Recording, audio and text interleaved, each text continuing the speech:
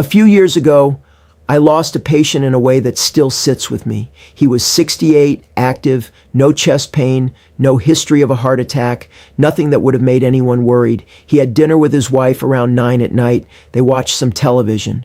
He went to bed feeling completely normal, and he simply never woke up. When his wife called me afterward, devastated and searching for an explanation, I went back through everything I knew about his routine, and what I found wasn't a mystery illness or a hidden condition nobody could have caught. It was a pattern of small, ordinary nighttime habits, the kind millions of people over 60 do every single night without a second thought, that had been quietly stressing his heart for years, until one night it simply couldn't recover. I am Dr. James Parker, and I need you to understand something that most people never hear from their doctor directly. After the age of 60, the most dangerous window for your heart isn't during a stressful day at work, and it isn't during exercise. It's overnight, specifically between midnight and 6 in the morning, while you are asleep, unaware, and unable to respond to any warning signs, even if your body were trying to send them. Here is the core problem, and once you understand it, everything else in this video will make sense. While you sleep, your heart doesn't operate with the same backup systems it has during the day. When you're awake and something goes wrong, you feel it. Chest pressure, shortness of breath, dizziness, and you can respond, sit down, call for help, take medication. Asleep, none of that early warning system is active. Your heart is essentially running on a skeleton crew overnight, and it depends entirely on the conditions you set up for it in the hours before you went to bed. Most heart attacks and strokes that happen during sleep are not bad luck striking out of nowhere. They are the end result of unrecognized nightly stress. Stress created by decisions made hours earlier that most people never connect to their heart at all. Why does this get more dangerous specifically after 60? A few things change with age that matter enormously here. Blood vessels stiffen over time, losing some of the elasticity they had decades earlier, which means they handle pressure changes far less smoothly. The body's ability to regulate blood pressure moment to moment becomes less precise, so swings that a younger body would correct for automatically go unmanaged, and several of the natural hormones that protect your cardiovascular system during periods of stress weaken with age, offering less of a buffer than they once did. Layer all of that onto a body that's already running with fewer safeguards overnight, and you can see why small evening habits carry outsized consequences after 60 in a way they simply didn't at 40. Today, I'm walking you through 5 of the most common nighttime habits that quietly put the heart under this kind of overnight stress. None of these will feel dangerous while you're doing them. That's exactly the problem. Stay with me through all 5, because the last one is the one that connects everything else together.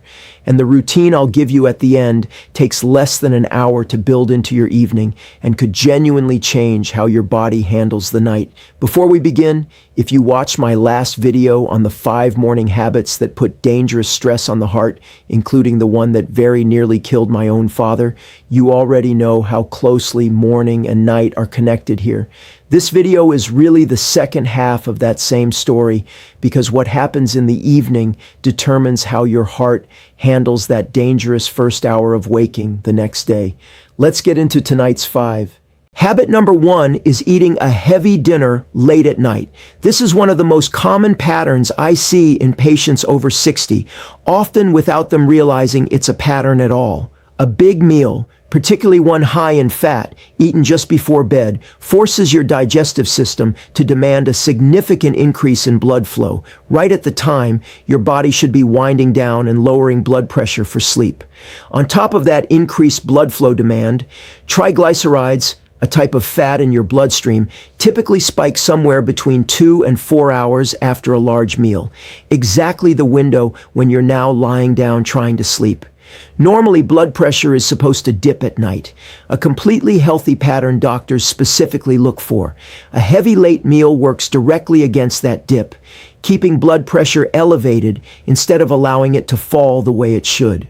Your heart ends up doing 2 demanding jobs simultaneously that are supposed to happen at different times, digesting a large meal and trying to rest and recover, and it can't fully do either one well. This combination has been tied specifically to nighttime hypertension, to reflux-related cardiac stress, where acid moving upward at night can trigger chest discomfort that mimics or genuinely contributes to cardiac strain, and in the more serious cases, to heart attacks occurring during sleep itself. The fix here is straightforward, even if it takes some habit adjustment. Aim to finish your main meal by 6 or 7 in the evening, giving your body several hours to handle digestion before you lie down. If you do need something later at night, keep it light, a portion of lean protein with vegetables, rather than a large or fat-heavy meal. Habit number 2 is wrong timing, or skipping blood pressure medication. This one is particularly important if you're already being treated for high blood pressure, because the timing of your medication may matter almost as much as the medication itself. Many people over 60 experience something called nocturnal hypertension, where blood pressure actually rises at night rather than following the healthy dip we just talked about. If your blood pressure medication is dosed only in the morning, its effect can wear off by the time you're asleep, leaving you unprotected during the exact hours your arteries are most vulnerable. This matters enormously because a pressure surge at night, hitting arteries that are stiffer with age and already under less hormonal protection, is more likely to physically rupture existing arterial plaque and trigger clot formation, which is the direct mechanical pathway to a heart attack or stroke. This isn't a fringe concern either. The hydrochronotherapy trial, a large-scale study specifically looking at blood pressure medication timing, found meaningfully reduced nighttime cardiac risk in patients who took their medication in the evening rather than the morning. The fix is simple, but it requires a conversation, not a decision you make on your own. Ask your doctor specifically about evening dosing for your blood pressure medication, and never adjust the timing of any prescription without their guidance, since the right approach depends on which specific medication you're on and your individual health picture. Habit number 3 is ignoring snoring and sleep apnea. This is one I want to spend real time on because it is enormously underdiagnosed, and the consequences are more severe than most people realize. Sleep apnea causes repeated pauses in breathing throughout the night, each one dropping the oxygen level in your blood before your body jolts itself back into breathing again. Here's what makes this so dangerous for your heart specifically. Each one of those pauses triggers a mini stress response, adrenaline and cortisol released suddenly, along with a sharp spike in blood pressure, all happening while you're unconscious and completely unaware it's occurring. And this doesn't happen once or twice a night. In moderate to severe sleep apnea, this cycle can repeat dozens of times every single hour, meaning your cardiovascular system may be getting hit with dozens of these stress spikes nightly for years, without you or your partner necessarily recognizing what the snoring actually represents. The data on this is serious. Sleep apnea has been shown to roughly triple the risk of heart attack, and it carries a particularly strong, well-established link to atrial fibrillation, an irregular heart rhythm, and to stroke. If you snore heavily, if a partner has ever mentioned that you seem to stop breathing for moments during the night, or if you wake up regularly feeling like you never actually rested, this is worth taking seriously rather than dismissing as simply snoring. The fix starts with getting evaluated through a sleep study, which can definitively diagnose whether apnea is present and how severe it is. CPAP therapy, a device that keeps your airway open overnight, has been shown to significantly lower both blood pressure and overall cardiac risk in people with diagnosed sleep apnea. And if apnea is suspected but not yet formally evaluated, sleeping on your side rather than your back can meaningfully reduce the frequency of these breathing pauses in the meantime. Habit number 4 is going to bed dehydrated. This is a habit I see constantly in older adults, and it usually comes from a completely understandable place. Many people over 60 deliberately cut back on water in the evening specifically to avoid waking up multiple times overnight for the bathroom. It feels like a reasonable trade-off. Physiologically, it isn't. We touched on this in the morning habits video, but it matters just as much at night. Dehydration thickens your blood, making it more concentrated and more prone to forming clots. Overnight, your heart rate naturally slows and circulation decreases as part of normal sleep, which is healthy on its own. But combine that normal overnight slowdown with blood that's already thicker from dehydration, layered onto arteries that are narrower and stiffer with age, and you create a genuinely high-risk state, slow-moving, thick blood trying to pass through less flexible vessels for hours at a stretch. This is precisely the kind of quiet, invisible stress that can tip into clot formation during the exact hours nobody is awake to notice a warning sign. The fix does not require drinking large amounts of water right before bed, which would defeat the purpose entirely. A single 8-ounce glass of water in the hour or so before sleep is generally enough to address the dehydration risk without creating multiple bathroom trips overnight. Keeping a glass at your bedside for a small sip if you do wake up adds an extra layer of protection without disrupting your sleep further. Habit number 5 is sleeping in a bedroom that's too hot or too cold, and this is one almost nobody thinks of as a cardiovascular issue at all. Yet the research on bedroom temperature and heart strain is remarkably consistent. If your bedroom runs too warm, generally above about 72 degrees Fahrenheit, your heart rate stays elevated through the night rather than settling into its normal, restful overnight rhythm. Excess sweating in a warm room also contributes to the same dehydration risk we just discussed, compounding that thick blood problem further. And a room that's too warm reduces the amount of deep sleep you get, the specific sleep stage where much of your body's overnight repair and cardiovascular recovery actually happens. On the opposite end, a room that's too cold, generally below about 62 to 63 degrees Fahrenheit, triggers the same blood vessel constriction mechanism we discussed with cold showers in the morning video, and that constriction can drive a genuine blood pressure spike even while you sleep. Both extremes, in different ways, force your heart to work harder throughout the night instead of settling into the calm, low-demand state it's supposed to reach during sleep. The fix is simply keeping your bedroom temperature within a specific, heart-friendly range, generally between about 65 and 72 degrees Fahrenheit, cool enough to support deep sleep without dropping low enough to trigger vessel constriction. Now let's connect all 5 of these, because the real danger isn't any single habit in isolation. It's how they compound across a single evening. A heavy dinner keeps blood pressure elevated instead of dipping. Blood pressure medication that's worn off by midnight leaves you unprotected during the very hours pressure tends to surge naturally with age. Undiagnosed sleep apnea adds dozens of adrenaline spikes on top of that already elevated pressure.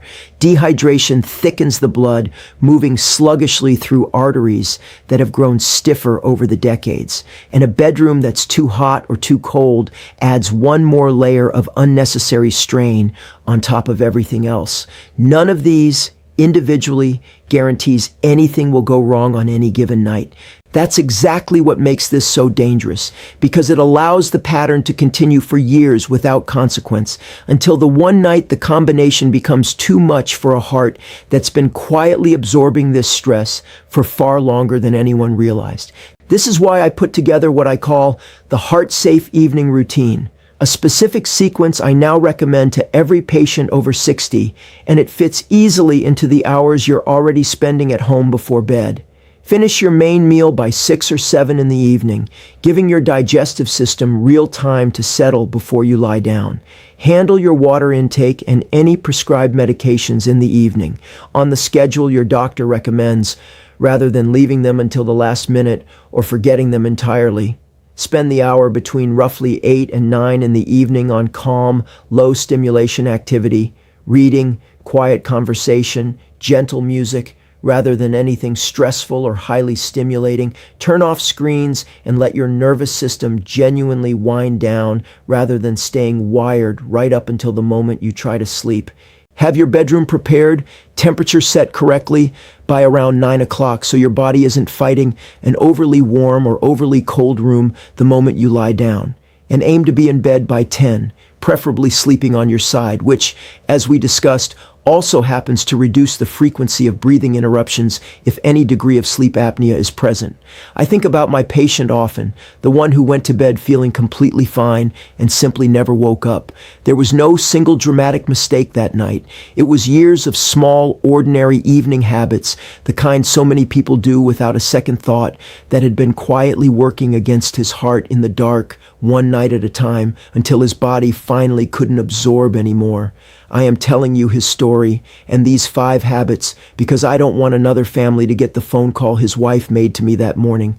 If this information mattered to you, please share it with someone in your life over 60 who might recognize one or more of these habits in their own evening routine, and take a second to tap that like button so more people see this before their own night takes a dangerous turn. Tell me in the comments which of these 5 nighttime habits describes you right now, and which one surprised you the most. I read every single comment, and it shapes exactly what I bring you next. Before you go, if today's video changed how you think about your evenings, my last video covers the other half of this exact same picture. It's called "Cardiologist Warns Millions Do This Every Morning Without Knowing the Risk," and it walks through the 5 most dangerous habits people do in that first hour after waking, including the specific mistake that very nearly killed my own father. Between tonight's video and that one, you now have a genuinely complete picture of how to protect your heart through both ends of the 24-hour cycle. I'll leave that video right here for you. I'm Dr. James Parker. Protect your nights the way you protect your mornings, and I'll see you in the next one.